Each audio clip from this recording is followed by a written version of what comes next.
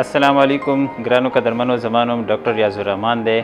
زه دلته کې کنسلټنټ نیروسرجن او هیډ اف د نیروسرجری ډپارټمنټ کار کوم په نیروسرجری ډپارټمنټ MTI LRH کې. نن زه تاسو سره د النساء چې هغې ته په پښتو کې رنګړوا یا په انګریزي کې شیاټیکا ویلی شي د هغې متعلق څه معلومات شیر کوم او تاسو ته زه دا هم ووایم چې د دې نن سبا په دنیا کې جدیدترین علاج څه دی. النساء د ملا درد هغه درد چې په ملا کې سټارټ شي او بیا خپې ته ځي یا یو خپې ته یا دواړو خپو ته، د دې درد نوم النساء دی یا رنګړوا دی یا شیاټیکا دی. دا په ځوانانو کې هم کیدی شي، په مشرانو کې هم کیدی شي. د النساء درد د ګرځولو سره کله زیات شي، کله د ګرځولو سره د دې درد کې لږ آرام راشي. دې نه علاوه په دې النساء کې یا په رنګړوا کې یا شیاټیکا کې خپه میږي میږي هم کیدی شي، خپه درنه درنه هم کیدی شي. مریض چې په لمانځه کې رکوع ته ځي نو د ځینو مریضانو د خپې درد دې سره زیات هم شي.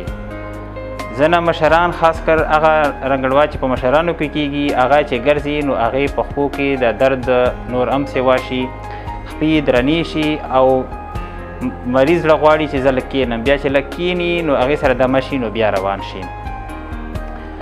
د النساء علاج په مختلفو طریقو سره کیږي. دوه کامن طریقې یا عمومي طریقې چې دویانې او چې دویانې څومره پورې کار کوي نو مریض علاج په دویانو سره کیږي، چې دویانې کار نه کوي بیا آپریشن سره د دې علاج کیږي.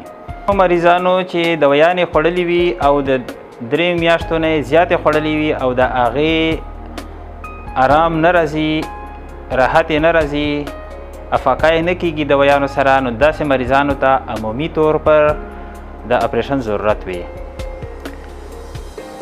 خو آپریشن په مختلفو طریقو سره کیږي. اوسه پورې چې کم آپریشن به کېدو نو هغې کې به مریض ته پوره غټ کټ ورکړلی شو او ملا به وڅیرلی شوه او بیا به چې کومه هغه رګ باندې غوښه راغلې وه نو هغه غوښه به یې لرې کړه او بیا به مریض د آپریشن نه بعده په هفتو پروت او آرام به یې کولو او ګرځېدی به نه شو، تکلیف به ورته، د آپریشن دردونه به ورته زیات و.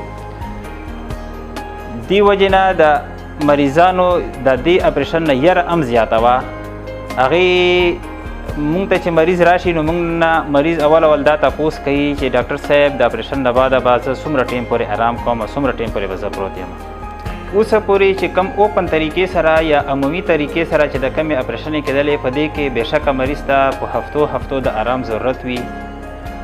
خو نن تاسو سره زه یو داسې ښه خبر شیر کوم چې مونږ د گذشته د 2-3 کالو نه د آپریشن په KPK کې سټارټ کړي دي. نو هغې طریقې ته ویلی شي انډوسکوپیک ډسکیکټمي، یعنی کیمرې په ذریعه سره په انډوسکوپ سره د کم رګ باندې چې غوښه راغلي دا چې ته لرې کړې نو دې ته ویلی شي انډوسکوپیک ډسکیکټمي.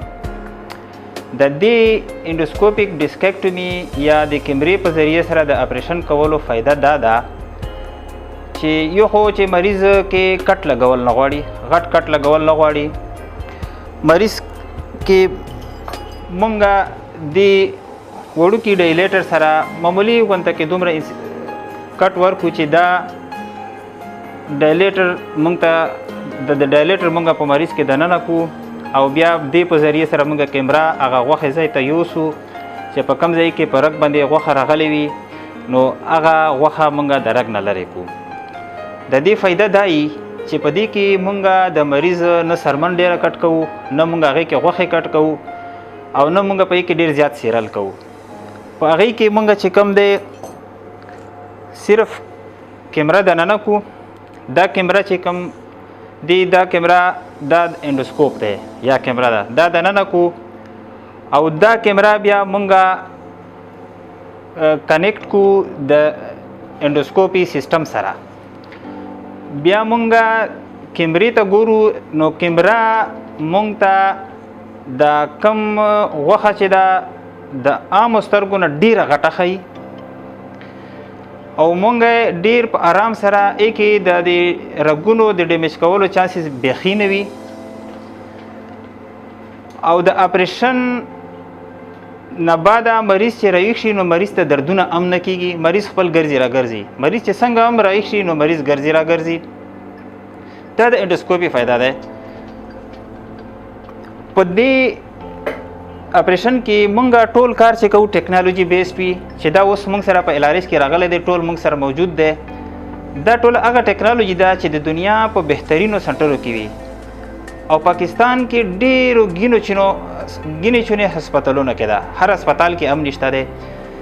په کې چې مونږ کله نه دننه لاړ شو نو دا زمونږ سره ډریل دی. دا ډریل په ذریعې سره چې رګ د پاسه کم د بون وړوکې غونده کې پیس وي نو هغه مونږ صرف دې ډریل سره هغه بون پیس لرې کړو او هغه رګ مونږ ځانو ته صفا کړو، کولو کړو او بیا مونږ هغه په آرام سره لرې کړو. هغې وجې نه چې کم دی رګ کولاو شي او مریض کې دننه د ډېر ټیشو ډیمیج کولو ضرورت را نشي. دا نن سبا چې کوم مونږ سره دا مایکرو ډریل دی یا سپاینل ډریل دی، دا په پاکستان کې په 100 هسپتالونو کې دی. صرف ټاپ چوټي کې چې کوم هسپتالونه دي دا په هغو کې دی، په هر هسپتال کې شته هم نه دی. زمونږ د بورډ اف ګورنر MTI LRH ډېر مشکور یو چې دوی مونږ ته دا ټول سامان مهیا کړی دی. دې نه علاوه مونږ سره چې کوم دا سیسټم دی دا زمونږ سره د انډوسکوپیک ډسکیکټومي کیمرا سیسټم دی. زمونږ سره چې کوم اوزار دي هغه اوزار مونږ د انډوسکوپ سره کنیکټ کو او انډوسکوپ مونږ به د دې کیمرې سره کنیکټ کو. دا هغه د کیمرې سکرین دی چې په دې سکرین کې مونږ دې سکرین ته ګورو. نن په مریض کې انډوسکوپ وړوکې غونډه کې چینلز سره مونږ وړوکې غونډه کې چینل کې مونږ کار کوو او ایته مونږ هلته نه ګورو، مونږ ګورو کیمرې ته. کیمرا مونږ ته هغه ښه سم غټ ښیي او ښه په آرام سره مونږ کم چې د اعصابو رګ دی هغې نه مونږ غوښه لرې کړو او هغه مونږ بالکل کولو کړو او مریض کې د ډېرو زیات د غوښې لرې کولې او د ټیشو ډیمیج کولو ضرورت را نشي په دې کې. دا چې زمونږ سره ایمیج انټنسیفایر دی او دا د هغې سکرین دی. د دې ډیوایس استعمال چې کله مونږ سټارټ کوو د اپریشن د سټارټ کولو نه مخکې مونږ په دې سره دا معلومه کوو چې کمې په سټ په کمې کړۍ کې مسله ده. یعنی په سټ کې خو ډېرې کړۍ دي، یوه کړۍ نه ده. په کمې کړۍ کې هم دا مسله کېدی شي، په کمې لیول باندې هم په هغې کې په رګ باندې غوښه راتلی شي. نو چې کمې عمومي طریقې سره چې کم عام روټین کې کمې اپریشنې کېږي په هغې کې خو سم غټ انسیژن مریض ته ورکړی شي او په هغې کې یو څو کړۍ کولاو شي او بیا په کې سرجن ګوري چې ورېږه په دغې کړۍ کې رګ بند دی، په دې کې رګ بند دی یا په دې کې رګ بند دی. هغې نقصان څه دی؟ هغې نقصان دا دی چې مریض ته ډېر غټ کټ میلاو شي او ډېر اپریشن یې ډېر لوی شي، ډېر غټ اپریشن یې جوړ شي. او خالی دا نه ده چې اپریشن یې لوی شي یا کټ ورته غټ ولګېږي، بلکې مریض ته درد کېږي د اپریشن نه زیاته، اپریشن نه بعده.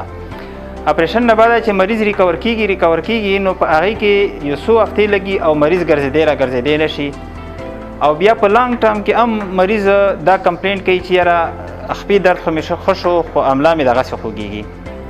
نو مونږ د دې مشین په ذریعې سره اګزیکټلي هغه ځای معلوم کړو چې په کوم ځای کې پرابلم دی، بیا په هغه ځای کې مونږ اګزیکټلي دا کیمرې هغه ټیوب دننه کړو او هغه ځای کې مونږ کیمرا فکس کړو چې هغه ځای کې مونږ غوښه راوباسو. دې نه علاوه مونږ سره دا چې کوم تاسو ته ښکاري دا مایکروسکوپ هم شته دی.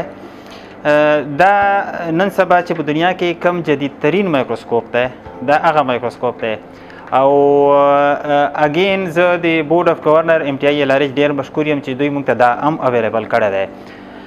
نارملی د کیمرې ذریعې سره چې کوم مونږ اپریشن کوو په کې د دې ضرورت نه راځي، خو ان کیس که د دې ضرورت راتلو نو بیک اپ کې دا هم مونږ سره ولاړ وي.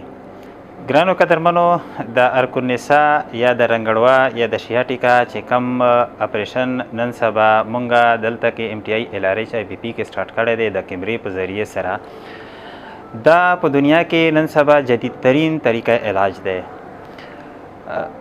نن سبا دنیا کې چې کم ښه نه ښه هسپتالونه دي نو هغه په دې طریقې سره د شیاټیکا یا د ارکونسا یا د رنګړوه علاج کوي. په کیمرې په ذریعې سره یا انډوسکوپ په ذریعې سره د ارکونسا د اپریشن کولو فایده څه ده؟ د دې ډېرې فایدې دي. اوله فایده خو دا ده چې په دې نن سبا په دنیا کې چې کم د علاج کم ډیسنټ ټرینډ دی هغه انډوسکوپ ذریعې سره دنیا ټوله چې کومه ده اوس په ښو هسپتالونو کې یو دارو جهان جوړ دی چې موږ مریض ته کم نه کم توان ورسوو، مریض ته کم نه کم درد ورکو او مریض په څونه ښې طریقې سره علاج کولی شو چې هغې سره وکړو. او انډوسکوپ نه ښه طریقه علاج د ارکونسا نن سبا بل نشته دی. کیمرې په ذریعې سره د ارکونسا علاج نه بعده مریض چې څنګه هم د نشې نه رایق شي، مریض خپل ګرځېدی را ګرځېدی شي، مریض ته درد نه کیږي او مریض ته د ټنکولو رکولو ضرورت نه وي او مریض د خپل کار شروع کولو ټایم ډیر کم دی. مریض د هفتې نه بعد خپل معمول کار ښه په آرام سره شروع کولی شي. لانګ ټرم کې یا اپریشن نه ډیر وروستو چې هغه د کمې عمومي طریقې سره یا اوپن طریقې سره به چې کم اپریشن سره به کم غوښې ته سرمنې ته ډیمیج کېدلو نو په دې کې هغه ډیمیج هم نه کیږي. نتیجه یې څه وي؟ نتیجه یې دا وي چې مریض ته د ملا درد هم بیا نه کیږي او مریض د اپریشن نه بعده یو 2 ورځو نه بعده دا محسوسوي هم نه چې زما داسې اپریشن شوی دی، یعنی نیر ټو نارمل محسوسوي. لږه ډېره دوره اندازه خو ورته خامخا لګي چې یاره زما ته یو پروسیجر شوی دی، خو ځان ورته امر مریض نه ورلګي چې کومې عام عمومي اپریشنو سره مریض ته ځان مریض ورلګي. او کسمیټیکلی یا ښایست په لحاظ سره خاص کر زموږ چې کومې خویندې دي چې هغه د سرمنې د ښایست یا د سرمنې روغوالي دپاره یو کانشیس وي د هغې هم اطمیناني دی سره، ځکه چې په دې کې داسې سکار نه وي او سرمن تقریبا داسې ښکاري لکه چې نارمل سرمن ده.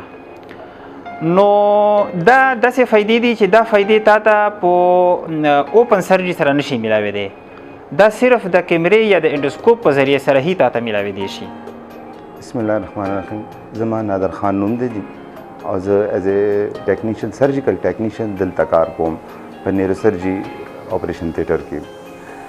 د ارکونسا د اپریشن باره کې ډاکټر صاحب خو تاسو ته خبرې وکړې او د هغې فواید یې هم تاسو ته وویل چې زه د ارکونسا د اپریشن باره کې د دې د سټرلایزیشن باره کې به تاسو ته خبره وکړم جي. یو خو ډېر اسان دی دې کې د عام انساني لاسونو والو ډېر کم په مریض کې ډېر کم ټایم راځي چې انسان په انساني لاسونه پکې استعمالیږي.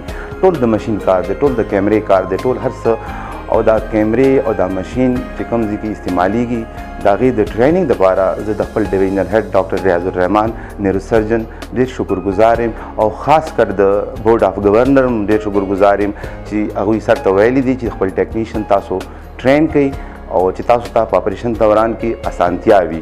زه به یو خبره دلته زه منشن کول غواړم او زه به خاص منشن کول خبره دا کول غواړم چې نن سبا مختلف بیماری دي لکه تور زیړی شو، ایډز شو، د نور دې حوالې سره چې د مریض نه د اپریشن چې وشي بل مریض ته د لګېدو چانسز وي.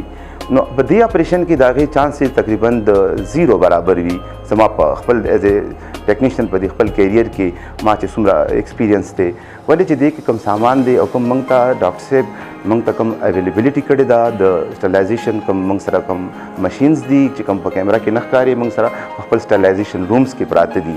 د هغې مکمل موږ ته ټریننګ راکړو، موږ یې بوتلو، موږ یې مختلف هسپتالونو ته بوتلو، په خپله یې راته باندې خواري وکړه او موږ اوس هغه ټیکنیشن نه یو چې کوم روټین کې به دلته لیډینګ هسپتال کې به کوم ټیکنیشن به وو. موږ ماشاءالله ډېر پراپر ټرین کړو.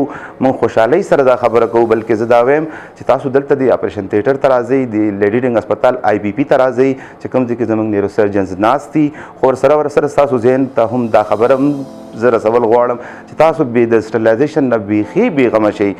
انشاءالله تاسو په سیف لاسونه کې یئ، تاسو په سیف هینډ کې یئ. زموږ چې کوم ډویژنل هیډ دی ډاکټر ریاض الرحمان په دې باره کې ډېر زیات سخت دی.